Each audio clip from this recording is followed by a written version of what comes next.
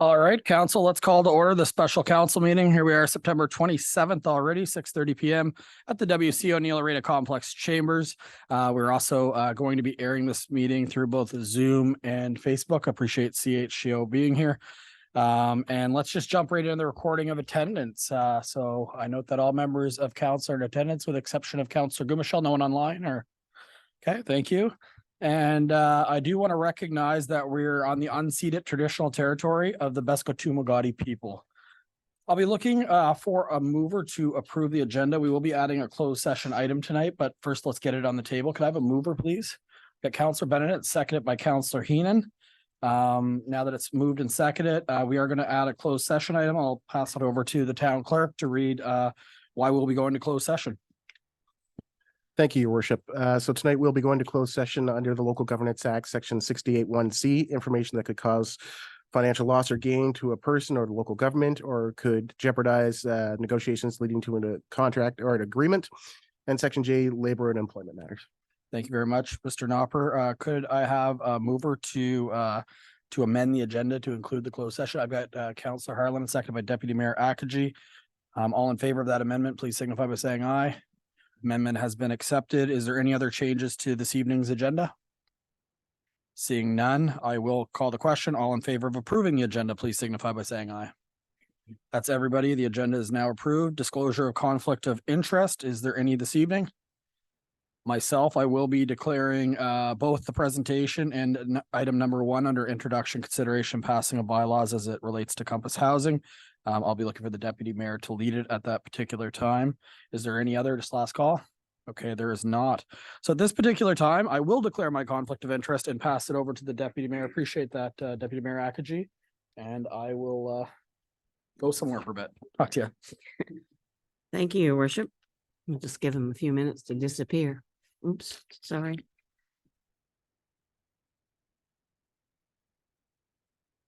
He has left the room, the building. All right. This evening we have a presentation. Yes, no? Sorry. Oh, sorry. It is. I don't know. Does he know it? Does he know he set off the alarm? He's running. Deputy Mayor, can we just take a 2-minute recess You until can. Councillor Harlan returns? Thank you very much. It gives me time to compose myself. Well, Councillor Harlan goes to the rescue of the mayor. All right, somebody call the fire department and let them know you can let them know. That's not the real thing. I've got a question to ask you, but I can't ask it tonight.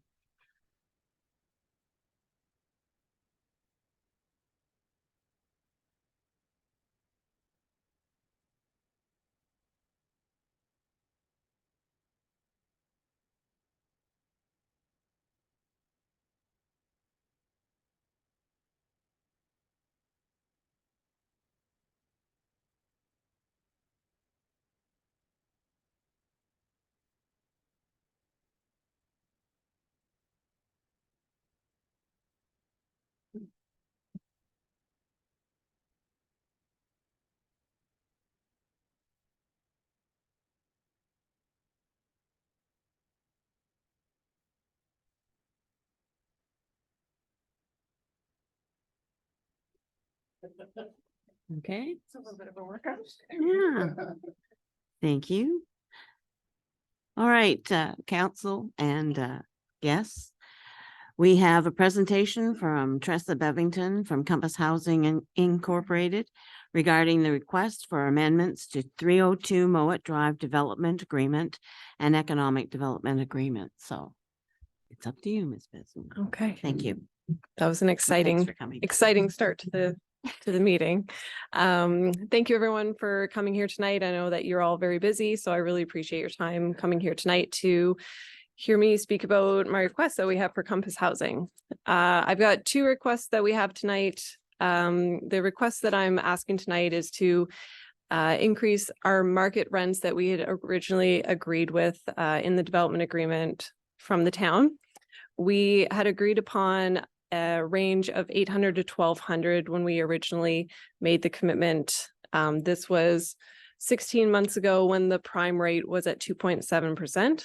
Now we're about 16 months later in the project. And at the time, now the prime rate has increased substantially, which I think everybody here is very well aware of. It's now at 7.2%. So we are asking to increase the market rents from $1,200 to $1,500. But I will say that that also includes, before the $1,200 was 2 bedrooms, and we've added 3-bedroom units into our plans to help better serve the housing crisis, since we were able to have a look at the plans. So that $1,500 would be for the 3 bedrooms that would be in the building. We are still committed to the 25% of the building would still be under the affordable umbrella as per CMHC guidelines. So we would have 6 1-bedroom apartments that would be $950 a month. And then there would be 5 2-bedroom apartments that would be $980 per month. I've handed around the increased rents so that you can compare them side by side to see the increase that we are proposing. I just want to talk about the history of the agreement and what we're trying to do to still make this project viable in today's ever-changing economy. So when we started back, as I stated, it was 2.7%. We felt very comfortable with the business model that we built. At the time, it was promised that rates were going to stay low for a very long time. That has not happened. We are at a 7.2% prime rate now, which is why we're in the situation we are today. We have been working closely with CMHC on this project. They think it's a fabulous project. They really think the town has really stepped up to work with us to make this all viable. But the current rents that we had, the 1,200 cap didn't work with the new financing costs that we were facing. So we went to CMHC and asked them if they could recommend what we would be able to do the lowest amount possible while still not changing the integrity of the deal that we made with the town pertaining to the 25% affordable units, the sizes of the units, the look of the building, and the amount that we would have in the building. And these are the prices that they did give to us that we have shared with you tonight also. I just want to say too that all the work that we've done on our end, I know that the town has done a lot of work. I know council has done so much work, which we appreciate a lot. But everything that we've done on our project planning, we have our building plans completely drawn up and completed. We've had our environmental assessment completed, the surveys completed. Our permit for the foundation is actually in for approval. We just haven't paid our permit fee yet. We're just waiting, but hopefully that will happen soon.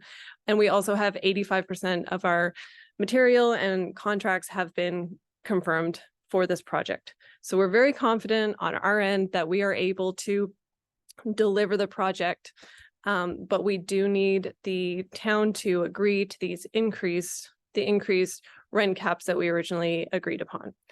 I do want to touch on some points in the building. I do want to reiterate that we have committed to the 25% of the building being affordable.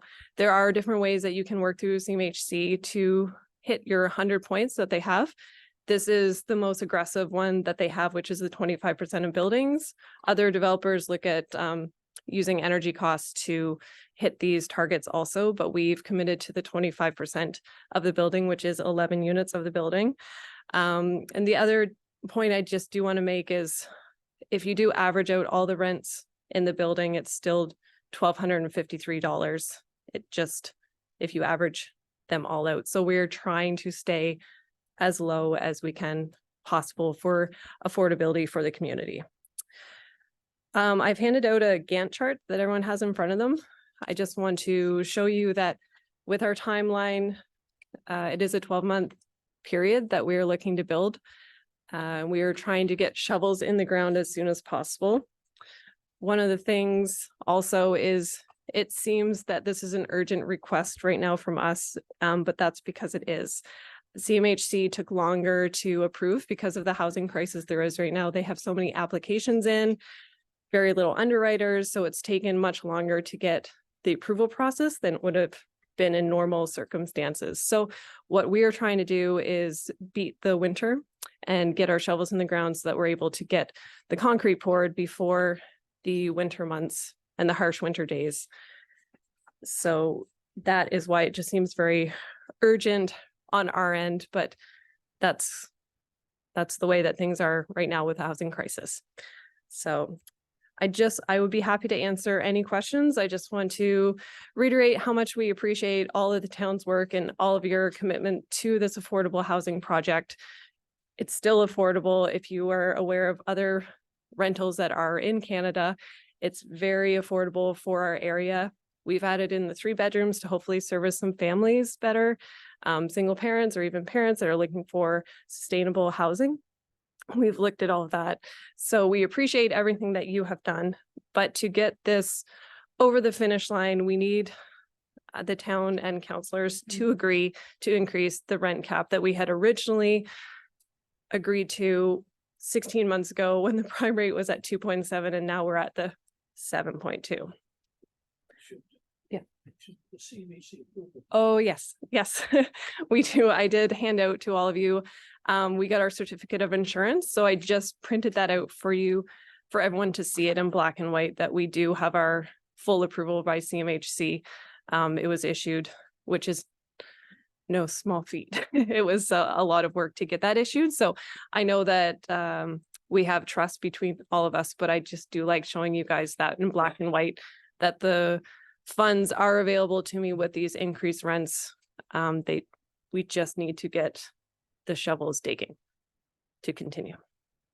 But I would be happy to answer any and all questions that any councillors have on this. Okay, Council. Councillor Heenan, did you have a question? Yeah. We discussed this, I know at one point, but for the public's view, Mhm. can you suggest that the rents will not go up upon completion of the units? It's just that I would like the public to be publicly aware Sure. of the assurance. Yeah, sure. So the rents that I put in front of you, those are the rents that CMHC has approved. So those are the rents that are going to be in place when I open. I've also made the agreement with the town in the development agreement that for 15 years, the rents will only go up by CPI or rent cap, whatever the province is dictating at the time. And it will not go up further than that. And I did make that 15-year commitment to keep the rents climbing only based on CPI. Yes. Thank you, Councillor Heenan. Anybody else, Council? Councillor Bennett. Good evening. Thank you, Deputy Mayor, and good evening, Tressa. So you've got a 42 unit complex, 11 of which units are deemed to be low cost rental units. Mhm. The initial request, according to the town here, was that their initial approval was that the rents would be between $800 and $1,200. Correct. I'm looking at your matrix here, your rental matrix, and the original rent approvals and the current request. And I'm seeing that the rents were actually started at $950 Mhm. and went to $1,200. Now those initial 11 low cost units, according to this, it doesn't look like their rents have changed. No, and they don't. That's CMHC a rent that is dictate. They tell us what to rent and that does not change. So we've kept those at the same. Yes. So it's only the all units from 12 to 42 that the rents have gone up on, and 5 of those you've already indicated that have moved from 2 bedrooms to 3 bedrooms, Correct. and hence that equals out to the additional cost. Correct. And that's why I just want to explain to everyone too, that the 1,500 sounds aggressive, but it's because we have the 3 bedrooms are in there. We were able to get rid of these hall storage units that we have when we had a chance to look at everything and take those out to make the 3 bedrooms for families. So yes, so we are still, nothing has changed for the affordable units as per CMHC guidelines. Thank you. Thank you. Thank you, Councillor Bennett. Councillor Harland. Thanks, Tressa. Thanks. So you had indicated that you've secured 85% of your building materials and your contractors. Correct. And currently the interest rate is 7.2. The prime rate is The 7. prime rate. Yes. So what happens if the prime rate continues to rise and building costs continue to rise, what will happen? Will that mean that you potentially would come back to us for a further increase? No, I wouldn't. The great thing about having the contract signed and the building material signed, which we've checked back every month to make sure that we're still good, Right. is that you know that your costs will be set. These are signed contracts that you have to sign. Right. And so, and really, after the agreement is done and once the shovels are on the ground, I'm on my own to figure everything out. If that was to happen, that's my joy to figure out, Okay. which yeah. So, but that's why we feel good, because we do have the 85%. For a project like this, you need to have confirmed 66% of costs, but we went the extra mile to do 85% because we just want to make sure that we have everything. So Good. this ask has nothing to do with rising building costs. We were actually able to, down to the square foot, estimate how much we thought our budget would be. We got our contracts in and we were great in there because we had the luxury of just building in St. Stephen Right. during COVID. So we were able to compare the two. And so my project manager did a great job with it. Good. Thanks. Thanks, Councillor Harlan. Councillor James. Hurdle. I'll get it in a minute. Sorry. Nice to meet you, Deputy Mayor. Yeah. Just went out of my head. Sorry. Even taught you and can't remember your name. Thank you. And thanks for the presentation as well this evening. Thanks for coming to give us a chance to ask you some questions about it too. Again, it is very new in the news as well. But just wanted to give you an opportunity to speak about the GST rebate that's been announced and if or how that changes your plans. Sure. I'm glad that you asked that. Since our last meeting, I was able to talk to my accountant team, as well as I got the bank to reach out to CMHC. They don't know, it's too new. It's still just tabled. It's not passed through everything. So nobody really knows. I actually have an email from my accountant because I'm not an accountant. So I just wanted I can share it with you and you can read it through. But the Coles notes is that it's too early to know how this is going to affect. Do you want to hand those out? Thanks. It's too early to know how that's going to affect. And the focus he was speaking about was also, I'd spoken to you before about the HST self-assessment that we have to do at the end and how it's based on the value of the building at the end, and CRA deems how much you are to owe. So he said, and you can read it in his email, that we'd be looking at not a huge benefit to this once everything shakes out at the end. But I did get him to send an email. It's on the second page. Hopefully you guys can read that and you could take a minute to read it through if you would like. Since I'm not an accountant, I handed it to the professionals. Thank you. Yes. Thank you, Ms. Bevington and Mrs. Bevington. Anybody else? This is your chance. Okay, Councillor Hurd. Again. Thanks. Just had a second. I want to give everybody else a chance to Oh, speak no, first. please, Yeah. yeah. I was wondering if you could talk briefly about just the timeline, why we are where we are, when we are. Sure. Yeah, thank you. Okay, sure. So originally we did our full application to CMHC. When I say application, it takes months to get that application ready. You need all of your drawings, you need your environmental, you need some costs done. All of that takes time. So that was submitted in May. If this was normal timings where there wasn't a huge influx of applications to try to get some building, and I'll just back up for a second. CMHC put out a new deadline for June 19th, where they increased the application fees that you pay upfront for this financing. So I kind of got caught up in that influx of applications. So if it was a normal timeline, when I've done other buildings, it would be, you would submit to CMHC, they call it its pickup, like it gets picked up within 4 to 6 weeks. That means that, excuse me, that your file is opened. And then it's usually a 4 to 6 week wait after that. Now it is substantially more. So it took them about 4 months to, well, 3.5 months to even pick up my file. And then from there, just going back and forth because the original rents that I submitted wouldn't work under that. So just working back and forth with them. And even now, if I was to resubmit today, I'd be looking at an 8-month wait because it's just backlogged that much by application. So that's why we submitted in May. We were hoping when we had spoken for, oh, this summer we'll get shut. And we were ready for like July to be ready, and we didn't hear anything until very recently. So that's where the timelines have gone. Thank you very much. Yeah, thank you.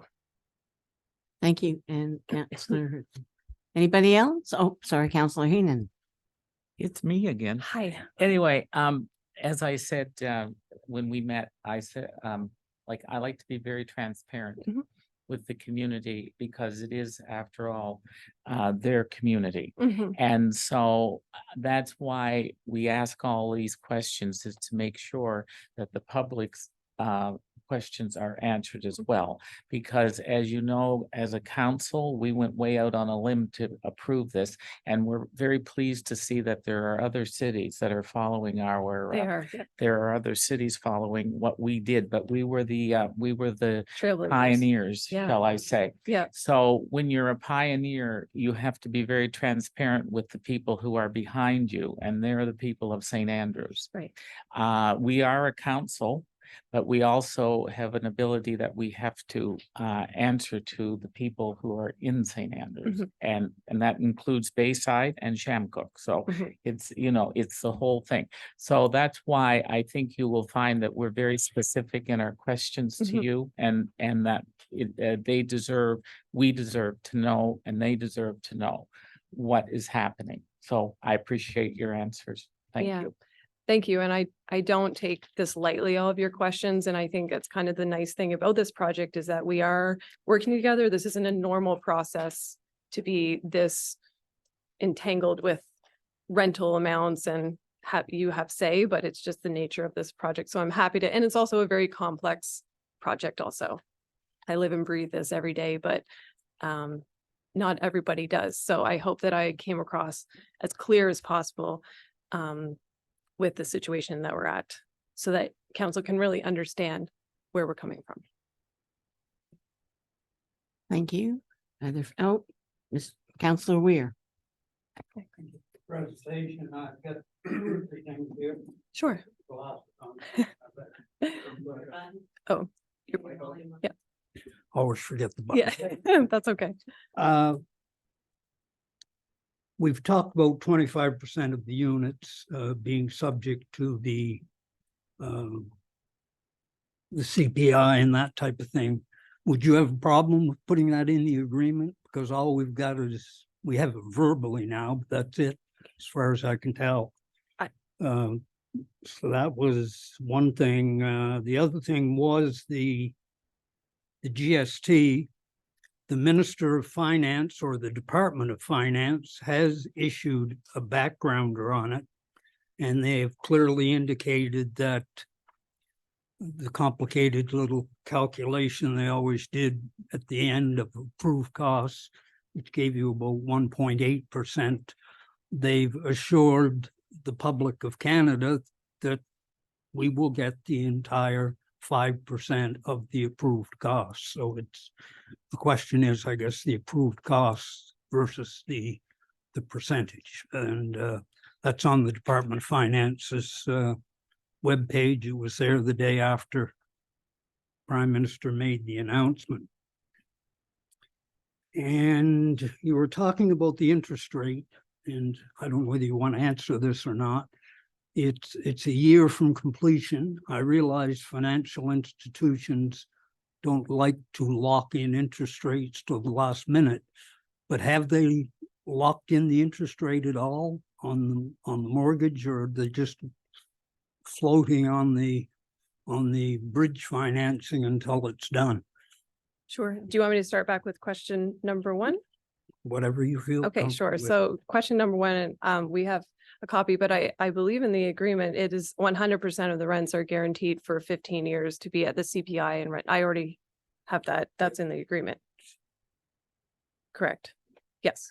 Yes. Through you, Madam Chair, yes. So in the Economic Development Agreement, Section 4C, rental rates for the development will have a range between 800 and 1,200 per unit, and will be maintained at this level for a minimum of 15 years with the allowance of consumer price index increases. No application may be submitted for condominium status or for any other conversion to non-rental housing purposes. And this is also, the Economic Development Agreement is a schedule of the development agreement, so it is tied to both. So if we change the amount? Will that change it in? the Mm, agreement? you changing the amount will not change the CPI increases. That's not what's being asked for change. That's what I That'll was. change the range. The range Thank is the you. only thing changed. So And I guess the only problem I have with that clause is this $800 keeps getting in there. We know what the maximum is. It clearly states the maximum in the motion. But yet it's $800. Now, to me, that implies the maximum is 1,200, the minimum is 800, which I'm not saying it's misleading to the public, but it implies that the range is 8 to 12, not 9.25 to 12. I can actually speak to that. So that was not meant to be misleading in any way. When we started the conversation with the town and what was put in the development and the economic agreement, at that point, we hadn't had a discussion, a full deep dive into our project with the bank. So once we went to the bank and we had these ranges, they said the 800 just won't work for the 1 bedroom. So that's why it got increased to that. So I can understand what you're saying. It sounds misleading. It's not meant to be. It was just the timing of the development agreement was so early. And then to change that, we had already gotten the ball rolling and with that. So that's why we gave that 800 to 1,200 range, because in the time I didn't know where that would place in there.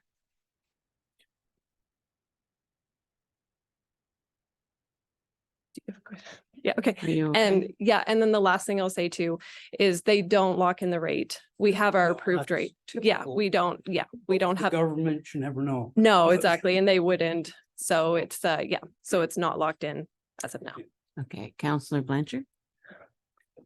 I mean, it probably isn't critical, but just to Councillor Weir's point, what if we're changing the maximum now that we know the Right. minimum? Sure. Would it make sense possibly to change the minimum 950 to the 1,500 just to make it a little more Sure. clear? Yes. Through you, Madam Chair, when you come to your motion, that's the time you can amend it. And I do want to also say that once if we come to agreement and the development agreement is okay to increase the rates, we will be setting up our website and all of the rents will be on our website for people to see. This isn't going to be a secret to anybody as soon as we can. We're just waiting for the shovels in the ground. Yeah. Thank you. Did I answer all of your questions? I think so. Okay, so Okay. yeah, Okay, thank you. very well. Thank you. Anybody else? Councillor Bennett? Yes, thank you again, Deputy Mayor. So there's 3 new councillors on this council that weren't part of this process of you going through and getting the approval and the council support in supporting with a $500,000 grant. Mhm. That grant was issued because of the low rates from not just the low cost rental rates, but all the rental rates. Mhm.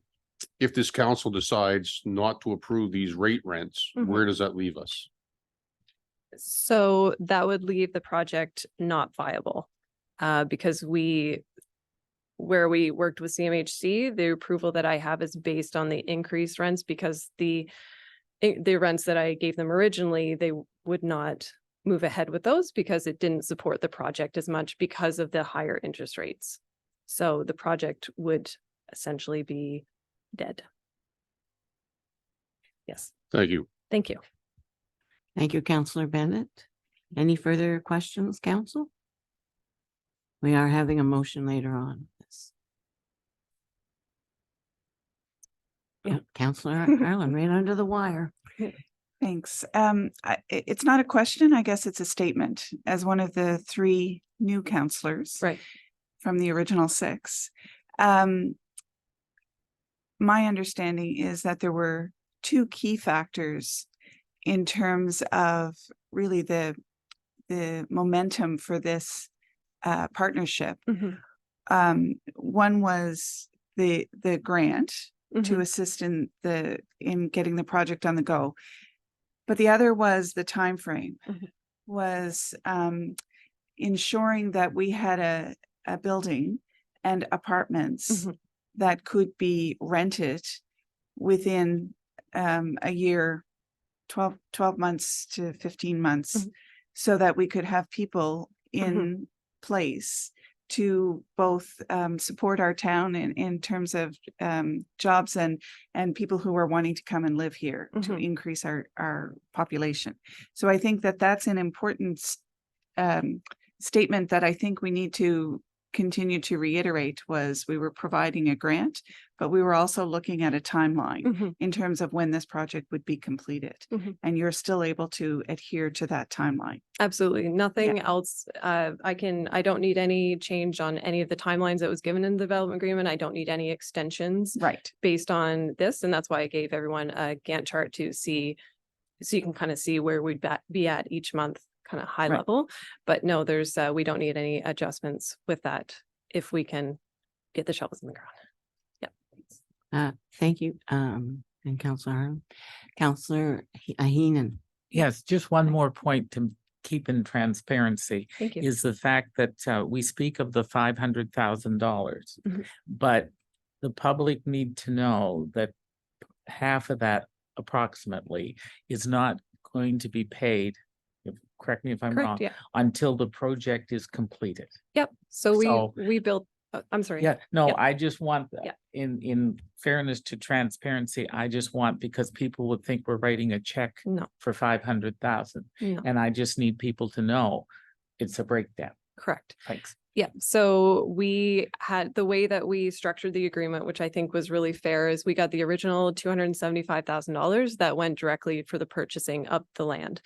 And then we wrote it in because it was really important to me to know that, for the town to know that we're also working hard to make sure everything happens. And so the way that we worded it in the agreement, which is normal wording in the development world, is that we receive the $225,000 once we're substantially complete. That's the language that we put in there, which is what all the banks use. And then it's important to note too that that $225,000 goes directly into the project as well. That's not going to my company. It goes directly into the costs of the project. And I just want to reiterate also that this 500,000, if I didn't receive this 500,000 from the town, this project would not be happening. CMHC loves this project. They worked really well, with us. My bank actually had a call with one of the managers there, which is a very big deal because they wanted to see this project happen. So it's very important for everyone in the town to know that there's real impact on this grant that we're receiving from the town to make this 42 unit happen. And we as the town are grateful that this is going ahead. Yes. Well, hopefully going ahead when we maybe pass it later on. Any more questions, Councillor? Councillor Weir? Yes, just to follow up on Councillor Heenan's comment, transparency. I tried to find it in the agreement. I think it's in there that the 225,000 will be pledged as security for the interim operating loan, whatever you want to call it, interim financing or whatever.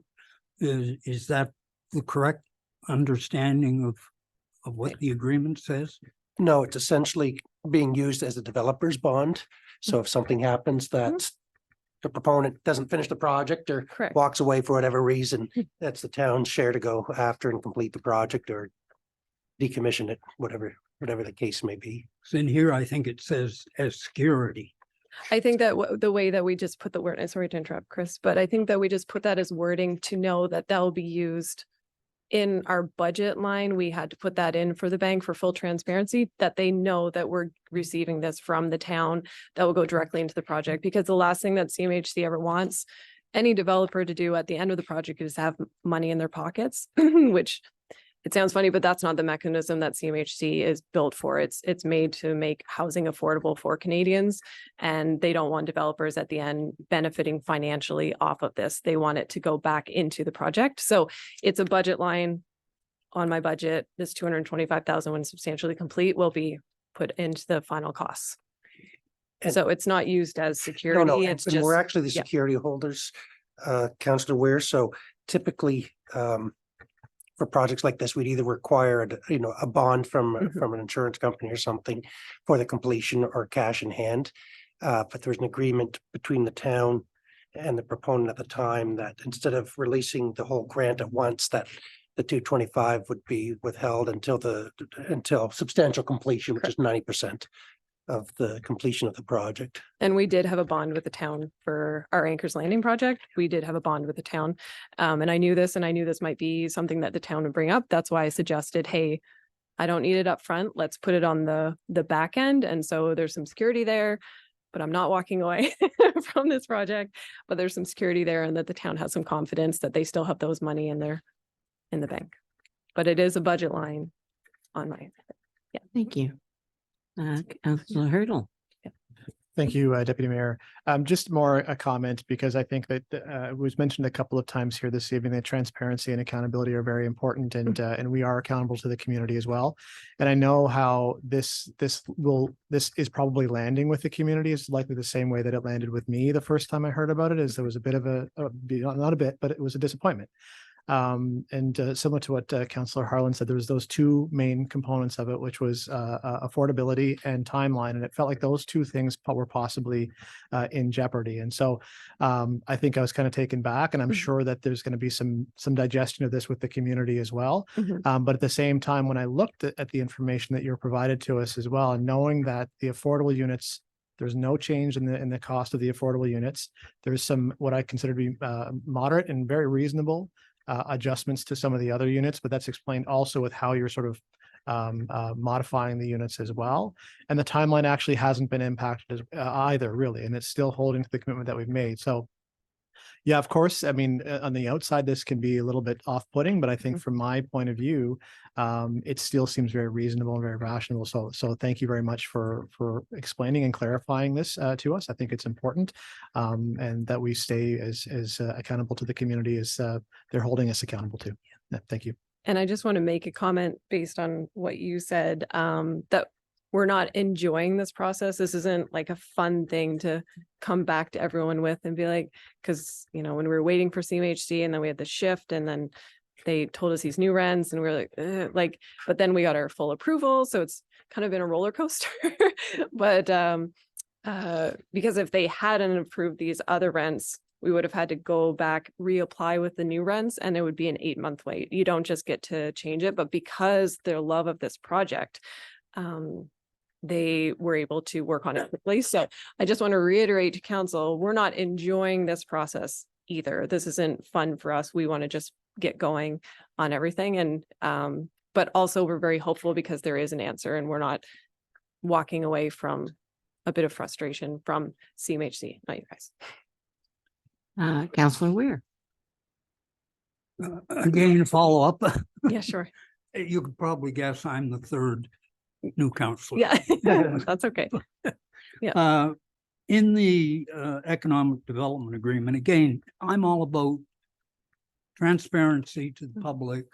We are elected, and we have to hold ourselves to even a higher standard than we hold ourselves if we're making an investment, in my opinion. Correct. That's just my opinion, not anything else. But in the economic, which one have I got? In the development agreement, it states, and the sentence reads, the economic development agreement shall work as bank security for the project. And so if it's bank security, to me, the entire 500,000 is now committed either to purchase the land or to provide security for the project, for the bank, or whatever. There's we're not gonna get to leave 225,000 in our account, regardless of what happens, whether it goes ahead, doesn't go ahead, or whatever, once the project is underway. That money's committed, and just a matter of writing the check, whether we write it next month or next year.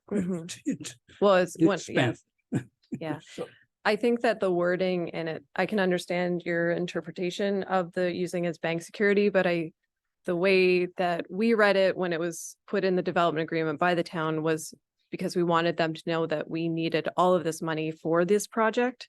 And so that's the bank security, because when we're doing our budget with the bank, that's an item. And I didn't want it worded that it would just be written out to Compass Housing. I wanted it to be specifically on what we're using it for in the project. So I appreciate what you're saying, but also, when it was put that way, I was comfortable with it as a way to, that everyone's assured that it's going to be used for the project and not written out to my company to be a separate deal. I wanted everyone to know that it's going into the project. No, I wasn't implying it would Okay. go to you at all. Yeah, I just wanted to emphasize that we have committed the money yes, and we don't have a way of not writing the check in a year's time. Right. Just, again, transparency and complete openness about Right. the process. Right. Thank you. thank you. Thank you, Councillor Weir, and thank you, Ms. Bevington. Yes, Councillor Heaney? I would like for you to just speak to the public, please, about the specs of the project. You've mentioned that you've got 5 3-bedrooms, but I would like to assure the public that nothing has been jeopardized, like the heat pumps are Nope. still in place. Everything that we spoke about is still in place. Am I correct? You are correct. And there's balconies Yep, balconies in and each heat apartment, pumps in each unit, each apartment, correct? each unit. So I need the public or the town to know Right. that everything remains the same in the development Yes. of the project. Yep, the look, the feel, the size of the apartments has, the only thing that's changed is the 3 bedrooms now. That's changed. We've gotten rid of some storage units. All of the heat pumps, each unit has a balcony. We've actually added on cathedral ceilings to the second floor since we're increasing some rents to give people more value. It's a really nice feature, as well as looking at some other upgrades in the building. That's all the same appliances, dishwasher, fridge, Oh, stove. Yeah, dishwasher. And that's all the same. So nothing we haven't cut anything from the, to save. what I want. That's good. Yeah. No, and that's important. Thank you, Councillor Heaney. Oh, Oh, yeah, like what, sorry, Like how many, Oh, how many 3-bedrooms? so we've got 6 1-bedrooms. We've got 31 2-bedrooms and 5 3-bedrooms. And also, a lot of the 2-bedrooms, all of the 2-bedrooms have office space. Yes. Yeah, all of the 2-bedrooms have office space. The 3-bedrooms will have the 3rd bedroom instead of the office space, but can be used as office space. So, how big are the offices? Sorry, how big is the office? Are the offices? Oh, it's about 80 square feet. About 80 square feet in an office in each apartment, so that if people are working from home, they do have a workspace. COVID really shifted a lot of our ideals about what an apartment should look like, and we've been able to incorporate that into our plans. So nothing has changed. Good question, though. thank you. And Thanks. thank you, Councillor Heaney. Now, any other question, council? There, I see none, so thank you. And if you'd like to stay and as we go through the rest with the motion, Sure. and I'm glad that you stayed. Sure. But thank you for your presentation and for being here in person. Yes. Now, do we go on to the next part, which is the introduction and consideration, because the motion is the first one, rather than bring the mayor back? Hello. We'll just do it together. Yes, sir. Okay. All right, so we're going to go into introduction, consideration, and passing bylaws and motions. And number 1 is Councillor Heenan with Compass Housing request for amendment to 302 Mowat Drive Development and Agreement and Economic Development Agreement. Councillor Heenan. Thank you, Your Worship and Council. And thank you, folks. A point of question. Do I read it as it is and then we'll do an amendment? All right. Thank you, Your Worship. It's reference number PED 230907. Compass Housing Incorporated request for amendment to 302 Mowat Drive Development Agreement and Economic Development Agreement. The town of St. Andrews has received a request from Tressa Bevington, Compass Housing Incorporated, regarding an amendment to the 302 Mowat Drive Development Agreement and Economic Development Agreement. As heard tonight through the presentation, the request is to modify the agreements to reflect the change in the rental rates from $800 to $1,200 to $800 to $1,500. Prior to council making a decision on the requested amendment as per Community Planning Act, Section 59(3) and Section 111, the town must call for a public hearing of objections, noting the variation of the resolution agreement. And the motion is that the council of the town of St. Andrews sets the date of Thursday, October the 19th at 6:30 PM in the W.C. O'Neill Arena Complex Council Chambers located at 24 Reed Avenue, St. Andrews, to host a public hearing of objections under the Community Planning Act, Section 59(3) and Section 111 for the purposes of amending the Compass Housing Incorporated Development Agreement and Economic Development Agreement for 302 Mowat Drive to change the stated rental rates from $800 to $1,200 to $800 to $1,500, and I so move, your worship. Thank you, Councillor Heenan. I need a seconder, please. Councillor Neal. Thank you very much. Now we have to make the amendment. Oh, sorry, Councillor Batchor. Oh, okay. Go right ahead.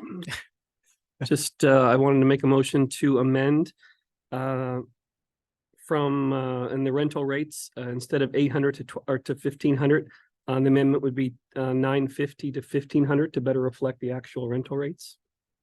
Second that. Okay. So first ventured, a second by Councillor Weir. All right. Okay. Any more discussion? Oh, Councillor Hurdle? Thank you, Worship. This is just a detail and point of information. I'm just going through the affidavit of execution and it doesn't, I know there's a solicitor that's weighed in on it, but it doesn't seem to be notarized by a stamp. Is that, this is just a copy, but I'm wondering if the original actually has a notary stamp on it. It went through about 600 lawyers and Service New Brunswick, so we will we're good? revisit that to Okay. ensure, but it went through two separate lawyers as it went through and picked up by Service New Brunswick. So if it hadn't, Service New Brunswick had issues without the notary seal, they would have rejected it and sent it back. So we're confident? Yes. Thanks. Thank you, Councillor Ireland. Thank you, Deputy Mayor. I just have a question regarding the date for the hearing of objections. That's the earliest we can schedule it in, is it? Through your worship, it's correct. You actually have to have 21 days. So Oh. I will be posting it tonight. So then that's the earliest. It actually, it's set at 22 days. So it's really the earliest we can host it. It's unfortunate. Thank you. Thank you, Mr. Knopper. All right, council, let's go to the first motion and then we will pass is the amendment first or You need to vote on the amendment. amendment? Okay, we'll vote on the amendment first to change the rates from 800 to 1,200 to 950 and 1,500. All those in favor? Aye. Contrary minded? Carried unanimously.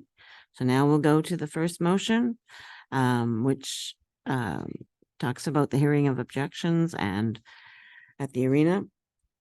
All those in favor, say aye. Contrary minded? Carried unanimously. Thank you very much. You can bring Just the a second.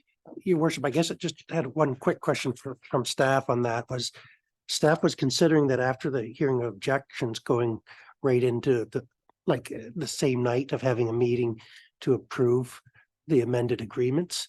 If you're okay with that, if you want time. That's council, do you fine want to too, go but- right into it or but You not? could have the hearing of objections like. I at see a lot 6:30 of- And then special meeting right after, if you're okay with it. And I see a It lot of. only hand up. requires one reading. Wait, what? Sorry, Councillor Hurdle? The question was, does it require 2 readings? The answer is Yes. no, it only requires 1 reading of council because it's a development agreement. It's not a bylaw. Right. Okay. Thank you. Does that answer all the questions? So we will do that after the hearing of objections, have a special meeting for that. Thank you very much. Now you can get the mayor back. And I can, oops, sorry. Thank you for coming. Thanks very much for your presentation and for coming Tressa and your dad too. Thank you very much. Appreciate it.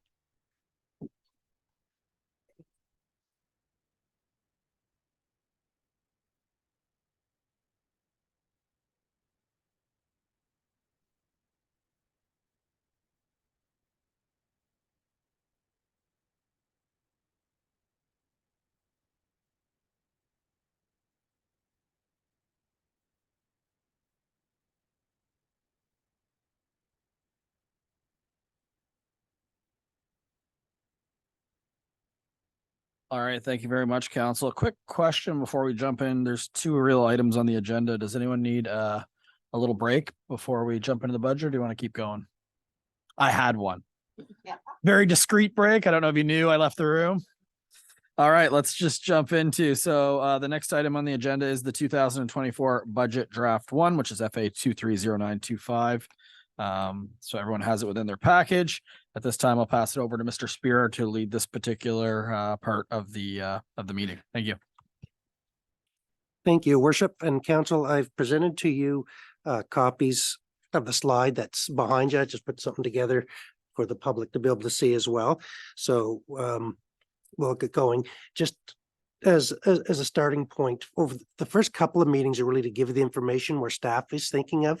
If you want to debate stuff tonight, it's okay, that's your will, but it might be better to get the whole picture over a couple of meetings and then figure out exactly how you want to, cut and slash or add and improve and manage tax rates and stuff like that. So for tonight, we're just looking at the operations. Slide 2, please.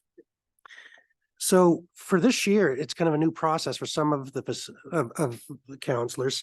Last year, just to remind everybody that during local government's reform, the council didn't have an official role in the preparation of any of the budgets, that there was a facilitator that was overseeing every new municipality and old municipality throughout the province. That I tried to keep council as informed as I could, because really it was the same crew, it was going to move forward with the 3 new additional councillors we knew were going to be coming along. And so it's given us, it's really the first budget of this particular council. Next slide, please. So what they've done is created 2 tax zones starting last year. I did find out we can create additional tax zones, but you can only do that by like April or May of the previous year. So we have to go through with the 2 tax zones for this year. We'll have, if there's ever discussions about creating additional, it'll have to wait until next spring to have that discussion. I've never done it, and I think the province would challenge us a little bit, but it's just so you know that right now, specifically, the Bayside and Sham Cook communities are both consolidated into 1 tax zone currently. And if we have discussions that you'd like to look at revisiting that, we can have that after Christmas and see if we'd like to do. So our tax rates right now for Bayside and Shamcook is at the end of last year. So this year's tax rate municipally is 55.62 cents. But then you pay a provincial levy, which is for the roads to the Department of Transportation. So your total tax rate is 96.67 cents. For the town of St. Andrews, it's $1.1428. In 2022, so the year before amalgamation, we Bayside and Shamcook paid between 92 and 90 cents, and then the town was at $1.20. I'm sure most councillors know and most viewers, but because of class rates and different things, that these apply primarily to residential homes that are owner occupied. If you get into commercial rents or apartment rents or secondary homes, there's additional charges and stuff on top of this. But for the town, we don't control any of that stuff. All we can control is the basic mill rates. So some things to take into consideration is the consumer price index, that in 2020, it was only at 0.2. Then in 2021, as the effects of the pandemic kicked in, it hit 3.8. And then in 2022, we really saw high inflation at 7.3%. And these are all to New Brunswick. Year to date in 2023 to the end of July, I had the report I was looking at, currently the average is 4.02%.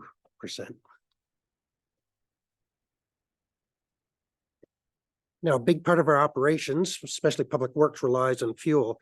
And just as a comparison, in September of last year, it was $1.62 for regular gas, and now we're up to pretty near $1.90. And this is from the New Brunswick Utilities Board and diesel, which is a significant part of our operations. Last year was about $2 a liter, and now it's up to $2.15 a liter. Insurance costs in 2020, our insurance bill was only $100,000. As of 2023, it's $176,000 with a potential increase of 10% in 2024. Now, we'll say a couple of things. Is number one, last year's included the acquisition or the consolidation of the other communities, so the liability went up a bit because of inflation. All our assets are on replacement costs, and so as the construction costs skyrocketed, so did our cost of our inventory that we had to insure, and so it's not all profit from the insurance company that the total the total insured has been going up some. But having said that, the risk for municipalities is still considered high. And in discussions across the province, even before the amalgamation, everyone was seeing 20 to 25% increases in 21 and 22. So it's the industry has been hit hard. And also important is there's not very many underwriters that cover municipal governments, unlike home insurance where you can go in and have a dozen or 20 different underwriters. There's only 2 or 3 in the market that actually cover municipalities or willing to accept the risk, and they may or may not talk to each other. So shopping the rate around every year isn't practical. Having said that, our brokers do keep an eye on that thing. And over the last few years, we have switched between between underwriting firms once or twice over the last decade.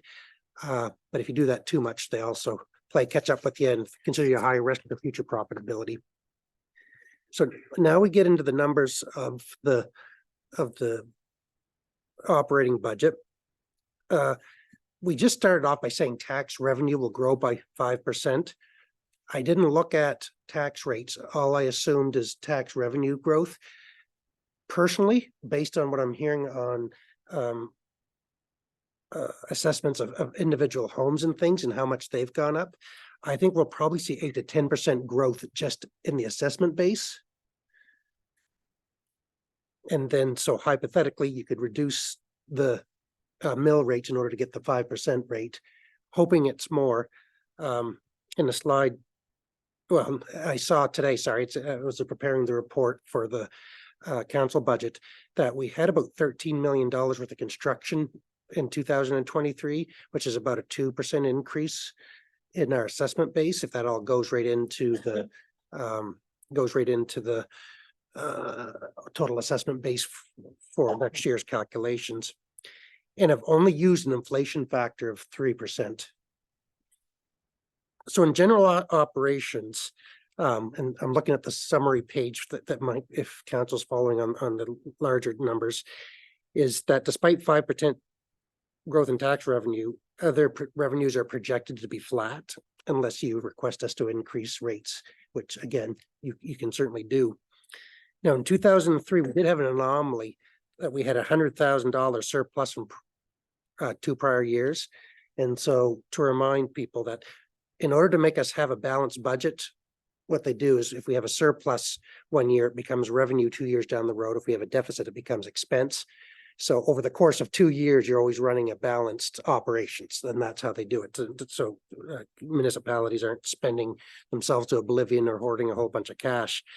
And so in 2021, I had there was a construction project that I had overestimated when I did the year to end things. And when we corrected it at the audit, we had 100,000 surplus, which is unusual, but now it's income this current year we're in, and we're losing that in next year's budget. So there's a drop in that revenue. In expenses, even though we put 3% inflation, we did go line by line a lot of them and drop some, as we saw, based on either historical figures or specifically if we saw that there's projects that we could reduce, we did. And so the overall growth in expenses is only 3.4%. An important thing to know is tax revenue to capital is usually $600,000 to $700,000. Why that's important is that at the end of the day, we always have enough tax revenue to meet our needs operationally. Anything that's left over is going towards capital projects. We don't have to borrow or find new grants or increase user fees through the roof. And so the capital projects are going to be a different discussion because there'll be a night on their own. But usually in the past few years, we've looked at about a $600,000 or $700,000 surplus from operations that can be used to help finance that. So I'm going to start going through department by department, just touching on the highlights. There's some new initiatives that I just wanted to bring to your attention that we can either discuss tonight or down the road that could create savings if you need. So administrative services, which is basically town hall and council, does have an overall increase of 10%. Included it as an executive assistant to the HR pool, which is approximately $55,000 in total wages and benefits. Advertising is up 20% in anticipation of the municipal plan costs that we'll be putting things out. If we're from mail outs to advertisements to Facebook and things, and there were anticipated costs with that. Local planning and inspection services are up 11%. I have gone back to the RSC to double check that because our increase was at a higher rate than other municipalities. So I'm challenging that. I'm not suspecting they're going to say our mistake. We'll drop it by $10,000. Yeah, so I inquired on that, Yeah, and it's okay. the adjustment that we have is due to the fact that our community tax base grew, the assessments grew higher than everyone else. So as such, we pay more as a result of that. So the prize for being the fastest growing community, I guess, is additional costs associated with that. And I believe, and to follow up with the mayor, I believe the under the Regional Service Deliveries Act, I think that type of calculation is legislated as opposed to something that was devised by the board. It's 100%. These questions and comments are exactly the ones I had. It 100% as I went line by line and said, I literally, not to pick on St. Stephen, but Mayor McEachern was beside me. I'm like, how come his went up this percent, ours went up this one? And there's no flexibility. It's the overall number. Yeah. You up that, costs us more, lower that, costs us a little less. Thank you, Worship. Equipment rental, which is a relatively small line item, around $12,000, but it is a huge increase this year. We're going to be over budget this year from all the meetings and stuff, just photocopying. We'd anticipated how much the additional counselors would cost when we were doing it. And no offense to anybody, it was just it's just the actual cost of doing things on. And so we're going to be over budget this year and going forward to next year. So janitorial, there is a 20% increase. We've been using them a lot more, specifically for washroom cleanings. We've been getting in prior years, we were getting complaints. It's just such heavy use that we either have to hire staff or have them come in. We feel their contract is worthy and they're extremely flexible and good. But it's not all in their pockets. It's not a reflection of additional charges from them. It's a reflection of additional services we're getting from them, honestly. And telephone is up 45% only because we had it in $2,500 in the budget last year. We couldn't operate 2 months with a telephone at town hall and all the cell phones for $2,500. So there's just an error in a previous year budget. Fiscal services. So fiscal services is basically loan payments and interest. Right now in this version, it's a little bit, I don't like to use the word loosey-goosey, but until we get the capitals, that'll change that quite a bit with interest and stuff. I will say that in last year's budget, we thought we are going to have a big debenture borrowing because of the wharf by now, and we haven't. We haven't started the project yet. So I think the 2023 interest will probably be lower than budgeted significantly, and we will revisit that when we do the September statements just to do a calculation. Council just borrowed last month for a debenture, but it won't come out till December, and so that's only a month's interest for that for additional borrowing. Economic development. So we're still carrying forward the cost of an economic development officer, probably either after the budget's approved or into January. We'll have to figure out exactly what that looks like. And I know there's many options, which the mayor's talked about in the past. But right now it's around, I think, about $80,000 in total. Maybe, there might be a discussion with some of the other things we've looked at if that's enough. but it's where it sits right now, and maybe it's something we should talk about a little bit before we approve the budget. Something added under economic development is that we've had 3 large community organizations request totaling $38,000. In addition to, I think it was 18 I put in for just the overall assistance grants budget. So that's $56,000 to aid the community. That's a significant portion. I'm not going to say they don't deserve it, but I'm just saying that's a significant increase from anything we've done before. We've capped out at 18,000 in the past, and frankly, over the last few years, just before this council came on, the prior council increased it from about 10 or 12,000 to 25,000, I think it was, for assistance grants, and been going along with that for the last few years. But we'll be having a meeting with these 3 organizations sometime in October for them to present their case and talk about what their initiatives are that need to be supported. Policing.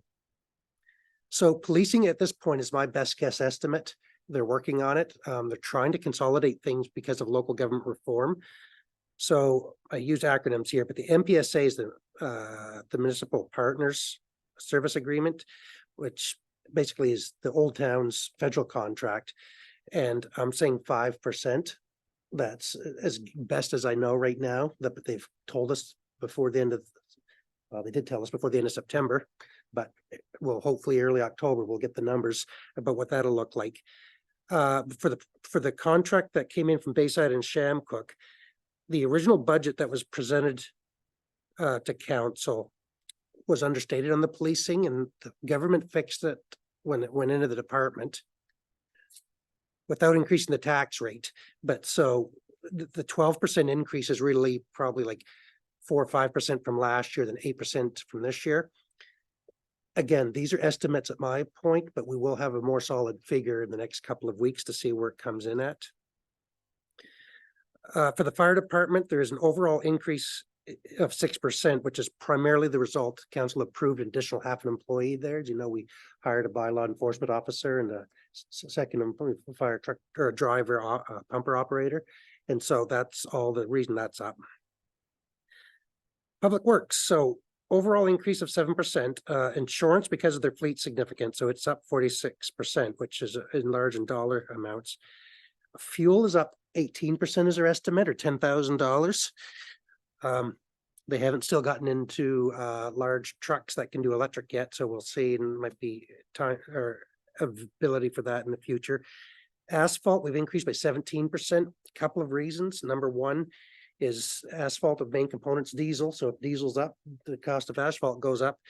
The other issue we've run into is there used to be a plant in St. Stephen, a temporary plant that was operated by Northern. Yeah, okay, thank you, Councillor Ware. That ran it for years there. And so we used to be able to run down our own trucks to get it. But now we have to run to St. John, that they've stopped operating that for at least 3 years. And so we've been running the same budget, but taking a lot less asphalt because we've had to pay extra fees to a trucking company to bring it down. So we're starting to fall behind a little bit. And so we're asking for an increase in order to at least keep up. And this is just to basically potholes and repairs. This isn't like the capital projects that'll come in later. Now salaries and wages are up, or an increase of 7%. There was an adjustment to wages towards the end of last year that didn't make the budget. And so so really there's only a 3% increase in the budgets, but then there's plus a retroactive increase that didn't. So year between year budgets, it's 7%, but year between year actual is only going to be 3%, if that makes sense. There's no increase in staffing or anything like that requested. It's just between where the budget was last year and where it needed to be this year. Now, something that's not included, and we could even go on this a little bit further, is there are a few intersections along Route 127 that don't have lights, which surprises me. And that usually they're, street lights, and typically like down St. George Way, just about every major intersection has a street light on it. So I'm not sure. I have asked NB Power about it. I've asked ETI about it, and no one's putting in street lights. So I'm just, if the town thinks it's worthwhile putting in, the rental fee of those things isn't very much. So it might be worth, adding it, under the tax regime, it'd be put out to Bayside and Shamcook. I think we'd talk no more than a couple of $1,000s in total to add maybe half a dozen to 10 at everything. Like I think even like Glebe Road doesn't even have lights on them, which, the last I looked, I'll look again tonight, but I was surprised at that. We've had people that complained about it and we've tried to have them installed, but we just can't get anyone to act on it. So just if the town wants to help their citizens out there, it's going to have to be us that pays for them. Hoping that there's power everywhere. It-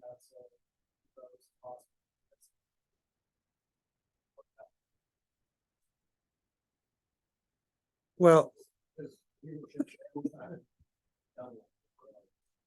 I agree. And it's, we add another $2,000 to the, theoretically, that's the way we want to do it. So, have a local cost. We get in that question of what's local cost versus shared cost. Well, transportation is a local cost. So on top of the 41 cents, we'd add a couple of $1,000 towards their tax rate potentially. That within the mill rate that would be used to help pay for those. So we can do that.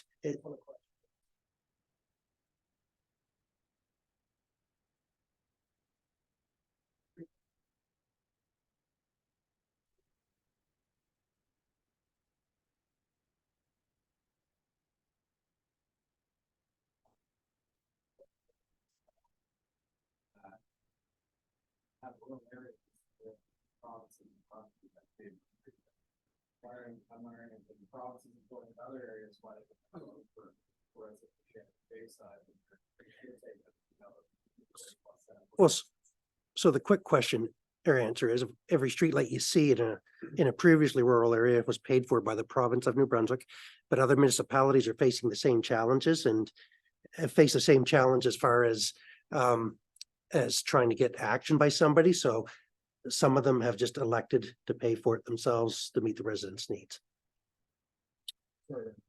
Thank you, your worship. I can answer that a little bit. In my previous LSD of the town of Lincoln, we had 2 mill rates. And the reason why we had 2 mill rates was when part of the community wanted to have street lights installed, it was approved and part of the community didn't. So there was a different mill rate. So every household that lived in the community that wanted streetlights, our mill rate was $100 a year more. Flat rate, $100 a year more per household that lived on a street that had lights. The streets that didn't have lights, it was $100 a year less.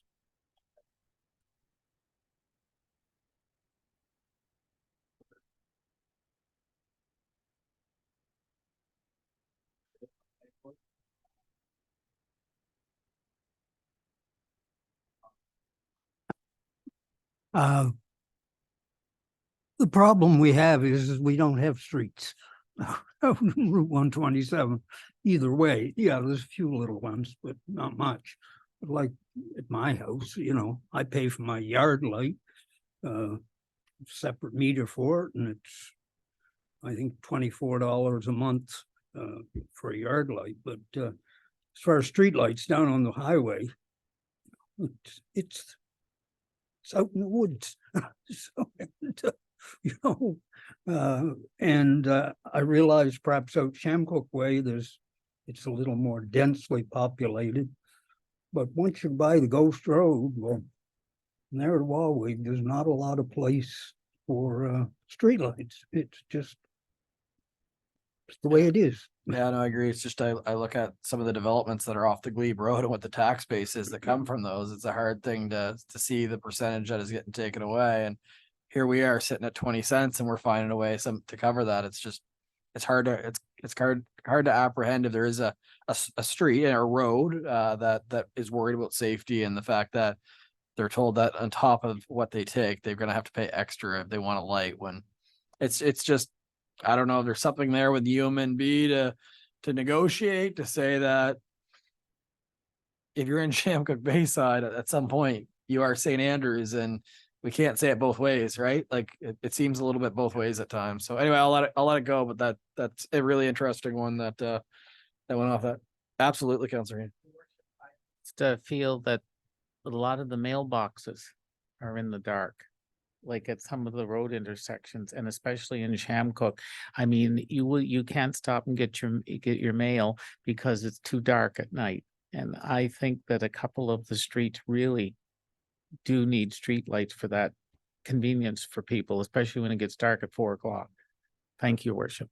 Yeah, I'll put some more thought into it, but I've never thought of it from that perspective. Thank you for bringing it.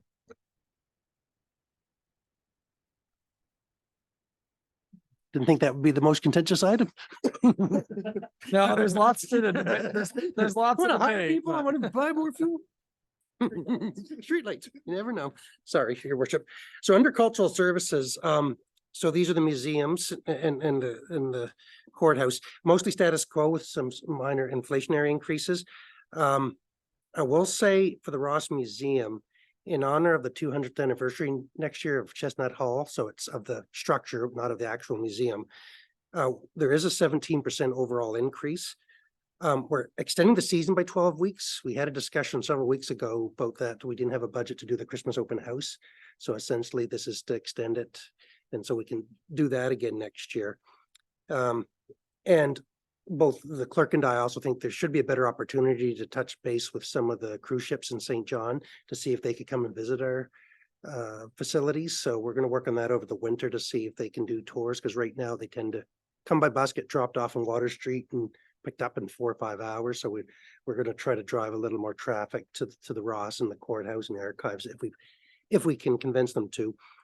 And then within programs, it's just I think everything from lights to create some more banners and stuff. There's an $8,000 increase, so they always operate between $1,500 and $2,000 a year. So we bumped it up as a one-time thing to $10,000 next year. Probably a potential. The clerk knows about getting grants, so there's probably a chance that we'd offset a lot of that with grants in the end anyway. But it's there just so they can start planning, and they actually presented to us their plans for next year and their programs for the 200th anniversary. So they have that all there. And if I can remember, maybe a future budget, we will include that with you. You can see what their plans are. Under recreation, at the Harry Mallory Sports Field, we have repairs and maintenance are up 25%. Now that's to reflect higher costs. Substantially, it's a big field, so there's a lot of fertilizer and lime that has to go and do it usually twice a year. And then we're also the soccer nets, especially I think the physical poles have to be fixed, the high school ones, the adult ones. So that reflects most of that. We also have equipment maintenance increase. Our mowers are just hitting the 3 to 4 year age. With all the work they do, they run 5 days a week from the 1st of May to the end of September. And so it's just reflecting that we need some. It's not a big ticket item overall, but it's just it's I think a 30% increase from memory top of my head. I am requesting that seasonal staff an additional 4 weeks of employment. That is kind of a new item, but they usually run from just before May, late weekend, the long weekend, up until the end of October. But with the recreation manager bringing in more stuff and shoulder season events going on more, we're finding that public works is getting drawn away more. So it'd be good to have that additional staff, another 2 weeks in each end of the season, just to help with all those things and to continue some of the things. Even something as, I wouldn't say minimal, but what Hurricane Lee, the staff lost almost a week getting prepared for it and removing things and putting them away. And so the asphalt program is 2 weeks behind because they had to pull that stuff out and they're just getting back to it. So I think it'd be a good addition to have if council so do. For the WC O'Neill Arena, we had a lot of miscellaneous ice rentals in the past, usually in the $20,000 to $30,000 range pre-pandemic for various reasons. We seem to get a lot of teams out of St. John minor hockey that couldn't get ice time up there and came down here. So whatever happened after the pandemic, we haven't attracted them. I don't know if there's less teams, more ice available in St. John. I'm not sure, or there might possibly go into Blacks Harbor. It's a little closer, or possibly St. Stephen. I'm not sure, but that we budgeted that revenue item down 76%.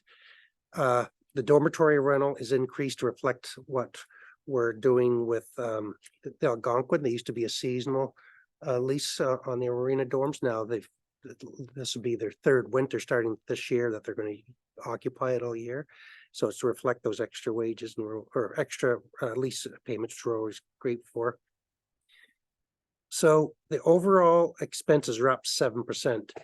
The recreation fees paid to the RSC is up, but we pay it out and they send the check back in a meeting with, it's the way it works. I can see some of you, but in a meeting with the CEO of the Regional Service Commission, he said the same thing as the rest of us. That's kind of a silly system. So they're going to try to just pay the difference, so we're getting $15,000 more at the end of the day from areas that are still deemed to be part of our recreational zone, but that aren't part of the town. So parts of Boca Bec and Oak Bay. Yeah. Like Public Works, the wages and benefits are up more than in the budget are up more than inflation, but it's only because of an error made in last year's budget that after we had submitted it to the province early, council had made a decision to increase some of the wages over what we had submitted for this current year. And so we're playing kind of on budget numbers only, we're playing a bit of a catch up so that the budget for actual. So again, there's a 3% increase for staff in the budget for now. And that's based on actual. So I think there's 7% in the budget, but that's not the plan to give those particular employees that much of an increase. Now, recreation and programming is a new department for us, and that's, the work of Mr. Henselpecker. And I told him, dream big when you present your budget to us. And in fact, I presented to you like he'd given a written up statement just so you know what he said. So besides Canada Day, he's looking for another $20,000, which he has perfectly laid out for various events throughout the year. We also are looking at a plan for a fee-based summer day camp. And so we've been talking back and forth, and he has experience over in his previous employment in Eastern Charlotte about running camps with the Y. And he says that people are willing to pay for it. You can enhance the experience and provide more things, but that's been built in both from a revenue perspective. If there's $18,000 in revenue and there's I think $8,000 in extra expenses that were included. Council can debate whether or not they think they want to charge. We have worked out a system where that for those that may not be able to afford it, that we're looking for sponsors and other ways to do that. That if you do the math, what I've put in for revenue doesn't equal all the 30 campers times 8 weeks. Doesn't quite work out to the revenue. We cut her back just to try to see if we can encourage. So, but council can talk about that exactly on the day camps. It'd be good to figure it out during the budget time, only because there's revenue in there. So if you decide in April to cut the revenue of $18,000 and staff are going scrambling to find out where we're going to cut otherwise to do it. And the big item under there is the recreational master plan. And so the RC, as you know, did one 3 years ago, I think, and it cost them close to 6 figures. It's important to do this. It establishes where money should be sent, what programming should be prepared, what it's going to look like over a 5 to 10 year period. There's also the ability that if you have these recreation master plans in, that to go get grant funding for different things, including to get the recreation master plan, to be honest, that there's the governments or agencies will look positively on that. And so it's a big ticket item. I think it's a necessity. And talking as an accountant, I guess, instead of thinking it's a $40,000 1 year, it's $40,000 spread over 10 years that will be used to be able to guide your processes over the next decade. For the wharf, no substantial increases for now. I will say I did notice as I was preparing the slide, there was an error on the paper one I gave you. Neither the insurance column or the wages column carried over. So if you go to next report and see that there's an extra $60,000 or $70,000 in expenses, it's a formulation error, not an adjustment to the budget. So we'll correct that in the next version.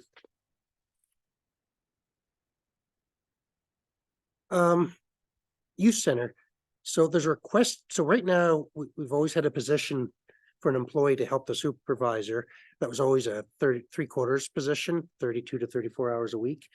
That employee, who I hope you've met, Sandy Alfred, I think it was, great guy. And, but he's also helping Mervyn in the recreation, so it helps expand things so that there's additional employees to help for any of these new potential projects.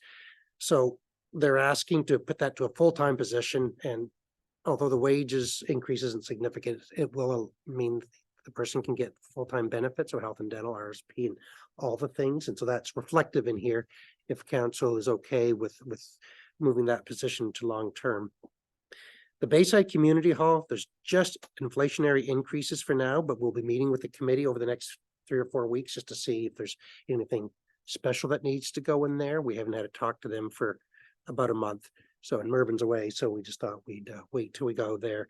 But it's a important asset, but a small budget item. So even if we add increases to it, it won't be a significant increase to the item. For those at the meeting, or sorry, I discovered tonight too, when I was putting together the slideshow, that I hadn't included the utility budget. So I handed that out at the last minute before we came in. It's there before you. Again, there's only inflationary increases only in it. And we will revisit that once the capital projects are in. Well, we'll touch base that we are trying to get consumption based billing in for next spring. And we've had an emotional roller coaster over the last few months with technology, trying to get, because some of our meters and the readers are more than a decade old, and some of the new technology doesn't like to play with the old technology, but think we've solved it all. So we're going to be sending out the team to read the meters for the initial read this fall. And so that by March, we can then calculate what the consumption based. And so we'll be moving. Right now, we haven't put any increase in the billings. Once we add what we recommended capital in order to meet the bank payments, you may want to increase the rates in order to follow through the capital project. Although internally, or myself, where bank rates are kind of high right now, I don't know if this is the time to go out and borrow a lot of money. I personally think we've probably peaked, but we've got a banker and an accountant also here, and they might say I'm crazy. So, but either way, we'll have to have a discussion on how much we're going to borrow with the utility, especially. We don't have significant funds left over from revenues to put towards capital projects. So probably 60% or better of our funding has to come through borrowing for any new capital initiatives. So we'll have to think that one through fairly well, and how to council like to proceed. So for tonight, council, that's all I really have, just to focus on the operations. That again, the capital is a couple-hour presentation on its own. I didn't want to overwhelm us too late tonight. I would take either questions, or if there's anything in here that you think has been missing, or anything like that, and I'd certainly be happy to go. And we'll be having a lot more discussions over the next few weeks on it. And so tonight's not the last night we can talk about this stuff. And if I think the 8th, 10th is our next meeting to discuss the budget, which will go over capital, and we may have the presentations that night as well. Perfect. So what you highlighted was obviously the major changes versus year ago. I guess my question to you is, once we go through the capital projects, or we'll have a chance to go back to this list to say, is this something that as a council we have consensus that we want to do or we don't want to do? Is that the expectation of the process here? I think so, your worship. I mean, certainly if council thinks some of these requests are over the top now, we'll adjust them accordingly. But if you'd like to see how it all fits in together before you take those cuts, that I think would be a good thing, but that's up to council to give me instructions and how I'd like to process this. Okay, I think the value would be to see the whole big picture, because if you have a lot of capital projects, that basically could impact what your views are on operation and vice versa. So I think it's important that we see the big picture, but I don't want to just, we heard it, it's in. I do want to go line by line. I'll give you an example, the recreation master plan. That's just one that we should have a bigger conversation about, because every time we do a master plan, what comes with that is a lot of expenses associated with it. So is it something that we want to do? Not everything, and I'm not saying that we don't, but not everything can be a priority for us. We do not have the funds to do that. So if you're doing a recreation master plan, be prepared to make a bigger investment into recreation. And the other thing I'll say on just that one, and that's the example that I'm using, is we also have basically a transportation plan that we haven't really done a whole lot with yet. So now we're getting another plan. Like, let's talk about things like that and go line for line. And I know there's a bunch.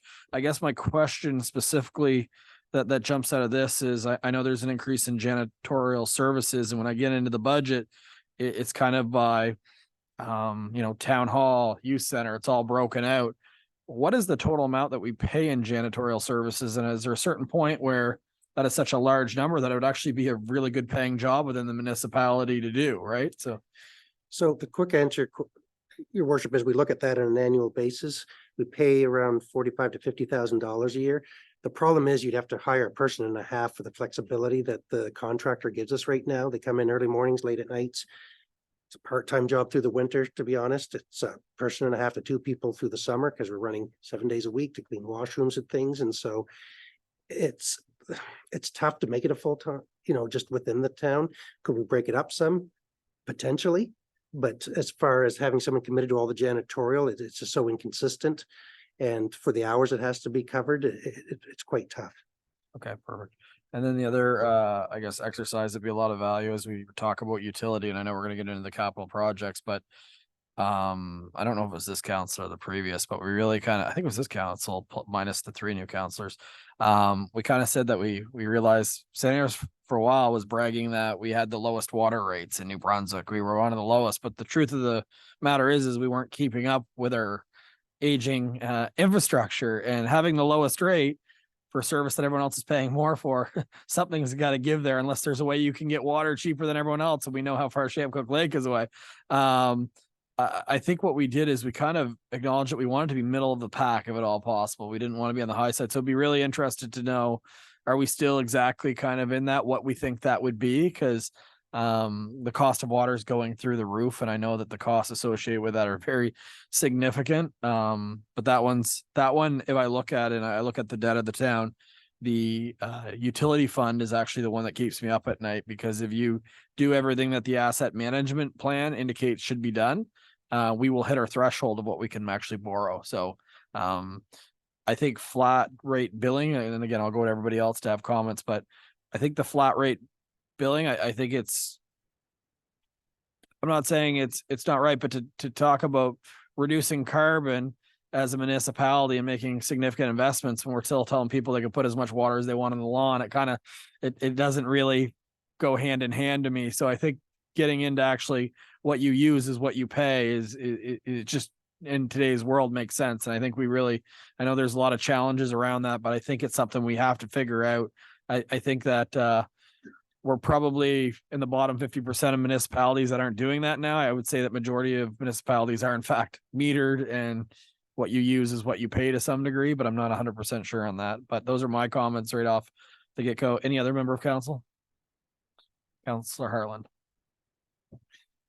Thank you, Mayor Henderson. So I just want to go back to janitorial for a minute. So the current contract that we have is for it. Does it include all of the town buildings? So it includes town hall and the washrooms, the RCMP building, but does it include the library and the museum? We'd have to go facility by facility, but library, yes. Town hall, yes. Museum, no. Wharf, yes. Centennial Park, yes. Public Works, no. The arena, front arena, that's part of our increase this year, now that we're using those as the washrooms for the VIC for visitors. They're making a trip or two a day to keep those cleaned up. I think that's it. Youth center too. Okay. So you said the library, yes. Yes. Okay. Because I do wonder, is that something that we want to I hear what you say in terms of the fact that it would have to be a position and a half. I wonder if that could be incorporated with another position within Public Works, or because it's a lot of money for a contracted position. It doesn't include things like the Wellness Center. The Wellness Center pays separately for the, Well, the total budget would include the wellness center, right, but there's one primary contractor and Right. a smaller contractor, yes. so I think that there is benefit in at least looking at, are there other opportunities to look at what some of the other needs are within the municipality? And is there some way to incorporate a position similar to what we did with the fire department, right? And the bylaw officer and the fire truck driver. So, Yeah, I was looking at that option, but if it's 45 to 55, that's essentially a position, and if you go lower than that, you're always going to be recruiting. It just, I can tell you every business out there right now is struggling with maintaining janitorial services, and if this is a fit that works, I would, if you came back and said it was 80, 90, then I would be like, okay, we can really hire someone, but yeah. I'll like to make motion to step down as mayor. Yeah, no, I hear your point. That's what I was thinking on that one, but I think we would be hard pressed to do it for $45,000 to $55,000 and be able to maintain it in a consistent way. Because I do know it is expensive though. Thank you, your worship. If I could add in something that I know I've brought up to you and some of the town staff already. Last winter, just shortly after I became a councillor here on staff, it was winter months and it was pretty quiet in town, as quiet as it gets anyways. And there was a gentleman showed up and he was furious that there was no washrooms available. It was the wintertime months in the town, the town office washroom was closed. And the gentleman came into the town and into the Herring, and he asked to use the washroom there. And you mentioned shortly afterwards about being at a Subway or a sub place and getting a sandwich, and the people gave you a hard time, about the number of tourists and stuff that use the washrooms and stuff. Now that our shoulder season is not really just a shoulder season, but it's a continuation of tourism year round, I think it's really necessary that those downtown washrooms need to be accessible year round.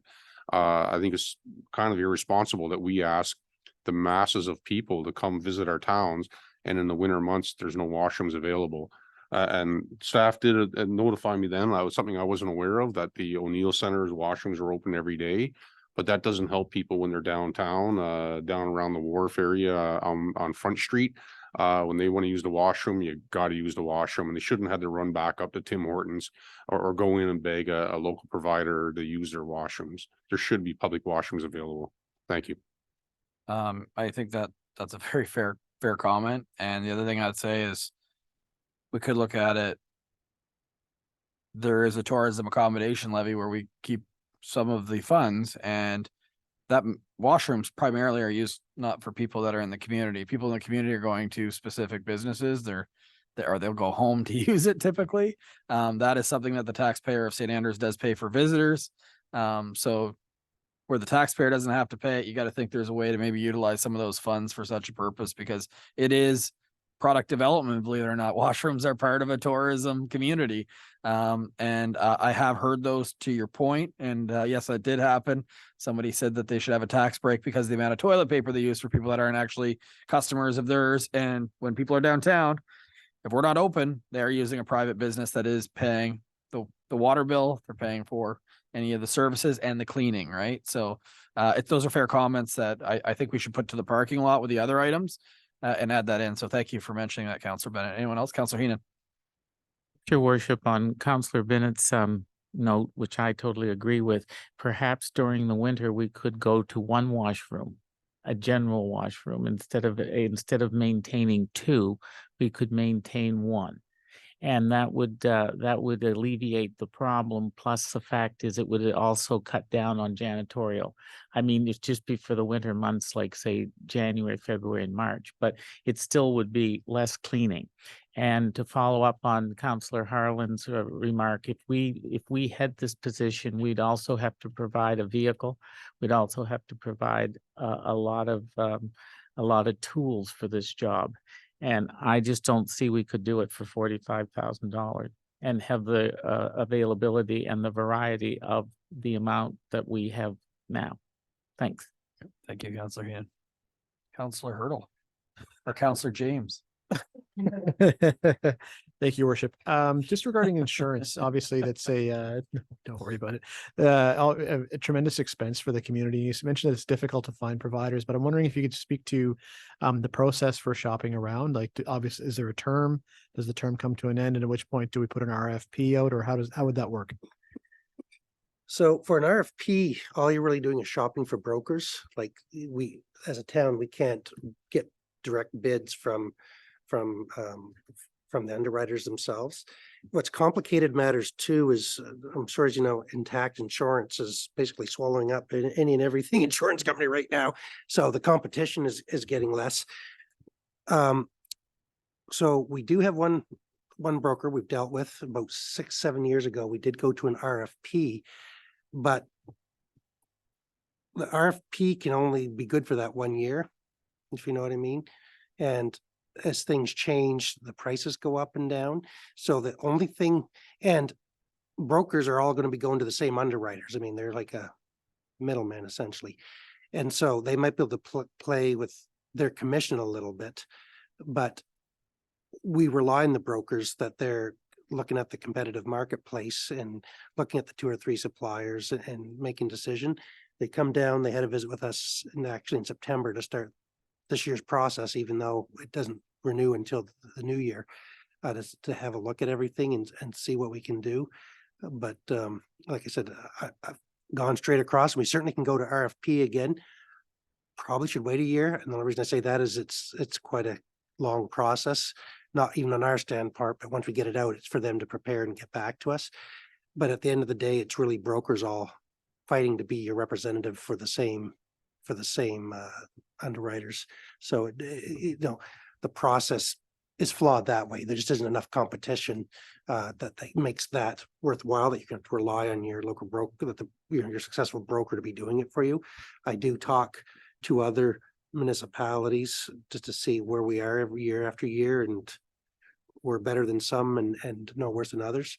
I will say there was a group, what was called FAINB, the French Association of Municipalities, that tried to go self-insuring. And for a few years, they did fantastic. But when things went wrong, they went really wrong. And so they had to abandon their plan.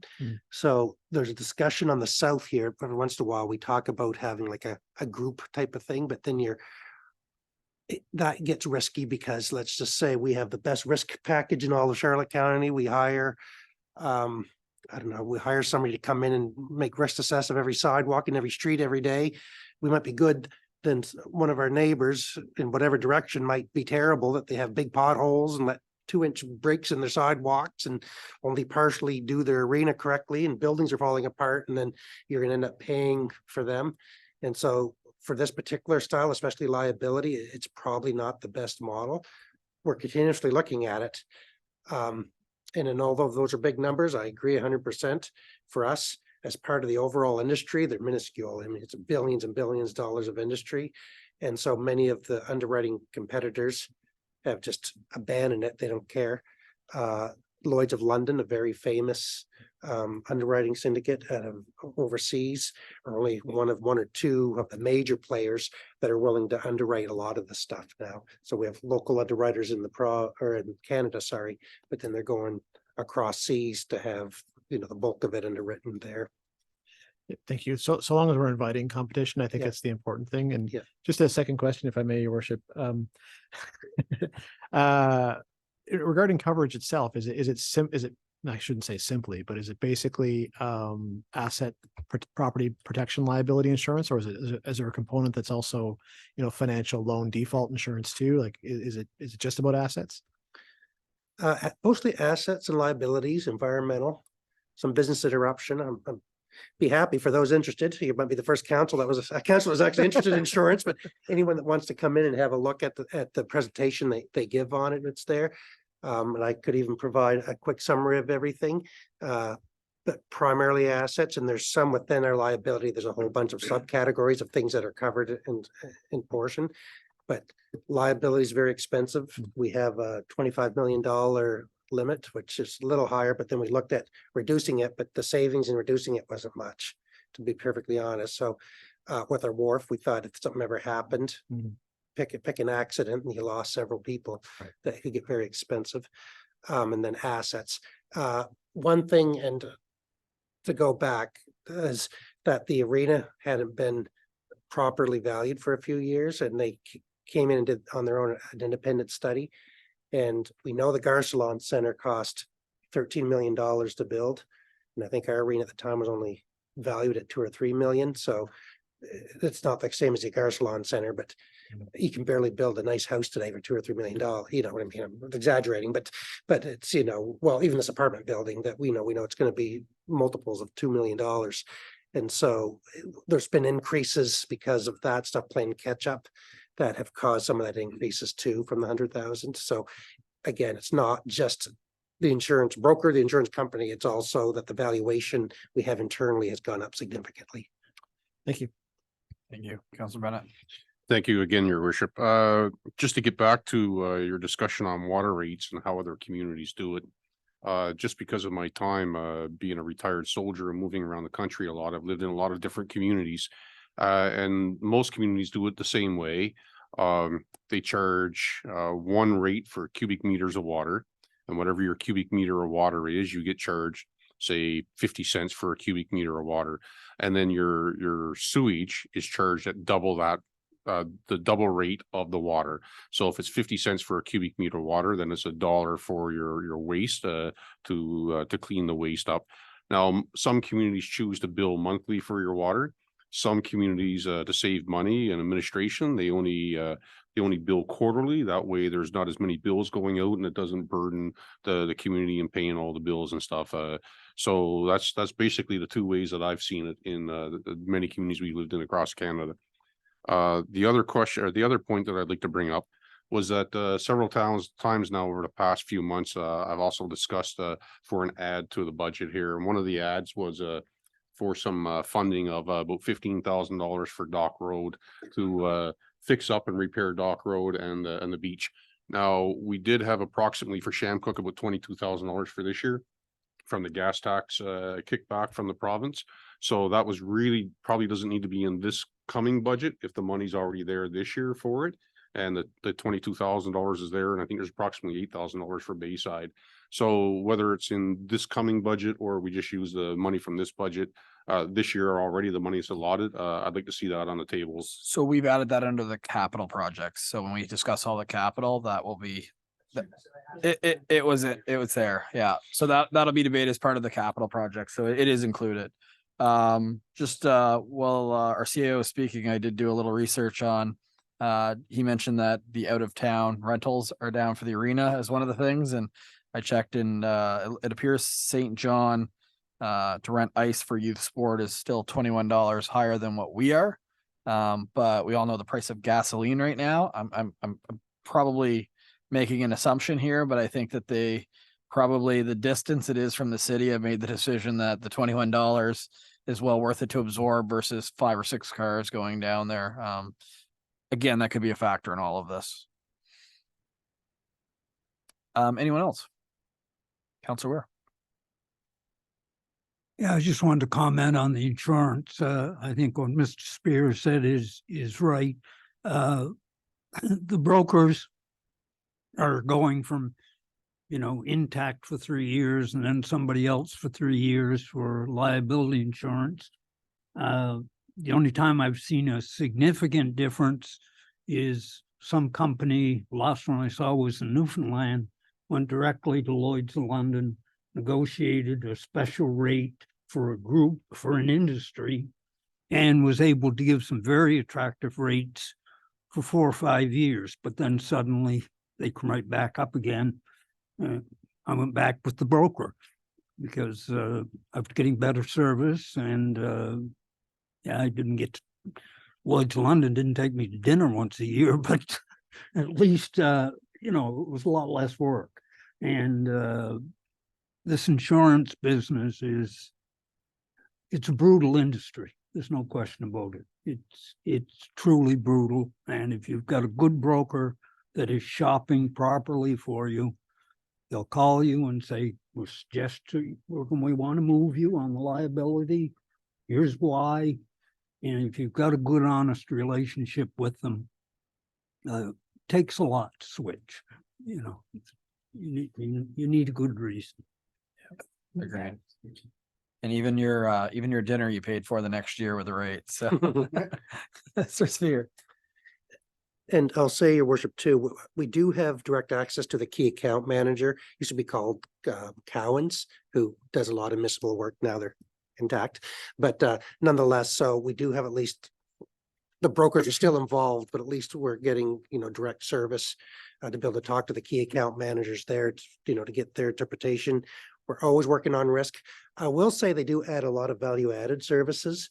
And so for everything, like even legal agreements, we'll fire it off to them within a day or two. They'll have their own in-house legal look at it and provide any feedback. Only on a liability perspective, to be clear, they're not worried about, you know, economic sense or anything. They're just looking if we're covered from a liability and insurance perspective.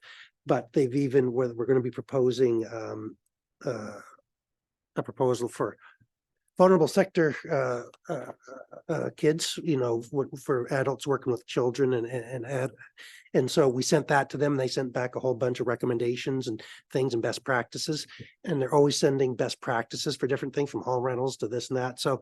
So it's, we give them a lot of money.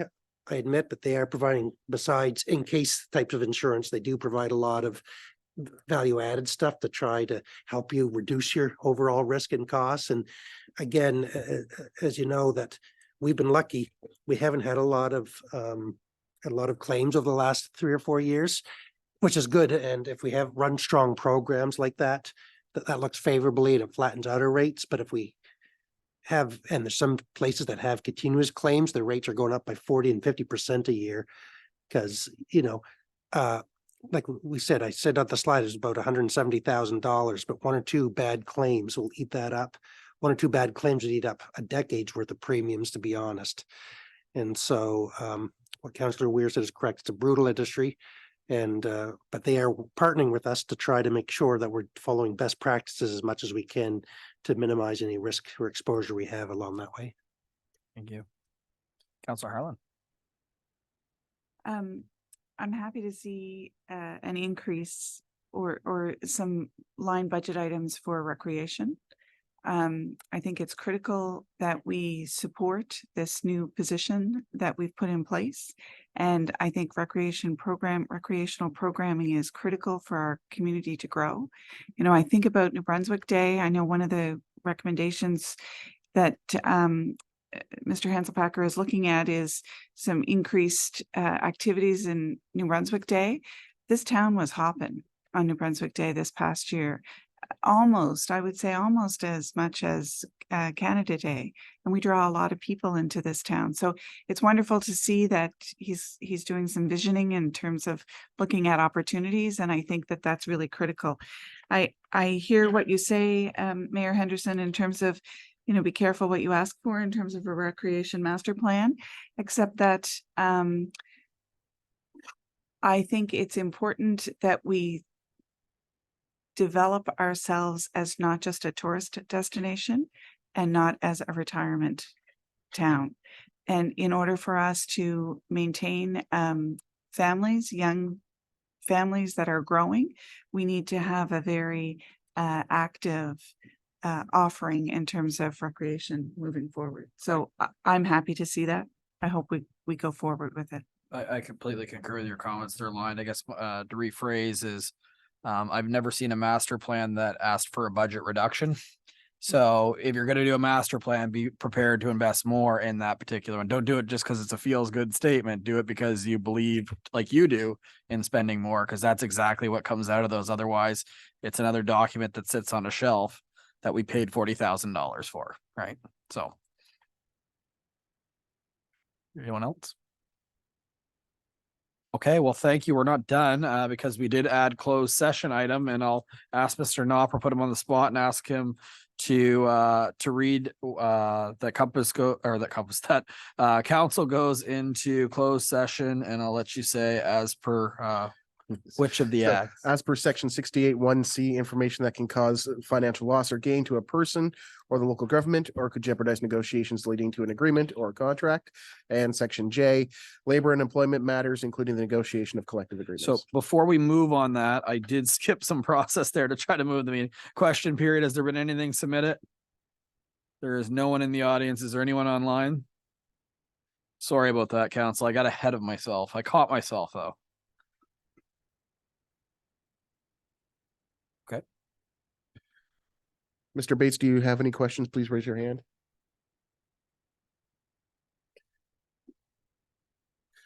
Mr. Bates, you can unmute and ask your question.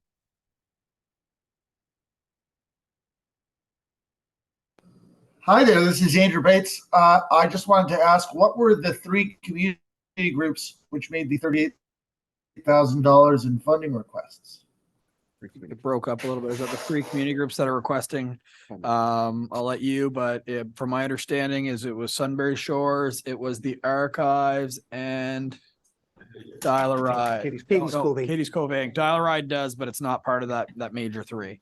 Correct. Yeah, those are the 3. Any other questions? Thank you. Nope. Thank you very much. All right, councilors, comments? Any member of council? Deputy Mayor Akagi? Just to remind you that September the 30th is Truth and Reconciliation Day. We are having it at Indian Point at 5:30. Hoping to get a lot of drummers out and do the solemn walk. So please come. Any donations that we will receive, we will be using towards Truth and Reconciliation activities in the future comings. What I do hope is we can get a number of drums for our community that can be housed at the school and maybe have a youth that is a drum keeper. And then we can borrow them for events that we have, and maybe even a grandmother drum. I'd love to see the huge drum here, but that's in the future, but we're hoping to do that. There is one that's going to be offered in St. Stephen as well at 1 o'clock. I know that this is the fall fair because due to the storm, they had to postpone it, which causes conflict, but there will be one at 1 o'clock by the lighthouse or the pizza place in St. Stephen. So there will be a Truth and Reconciliation group there that will be also doing a solemn recognition of Truth and Reconciliation Day, or it was the beginning of Orange T-shirt Day, but now it's Truth and Reconciliation Day. So please come out if you're in St. Stephen or you're nearby and you want to come out, you can come there at 1 o'clock. Please come to ours at 5:30.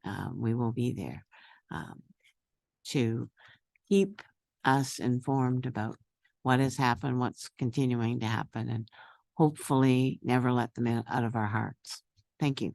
Thank you, Deputy Mayor, and I look forward to Saturday being there at 5:30 with you. And Thank you. of course, the new crosswalks are a wonderful addition on the walk. And I think it's important to note, just because I noticed last year that you're supposed to walk in silence.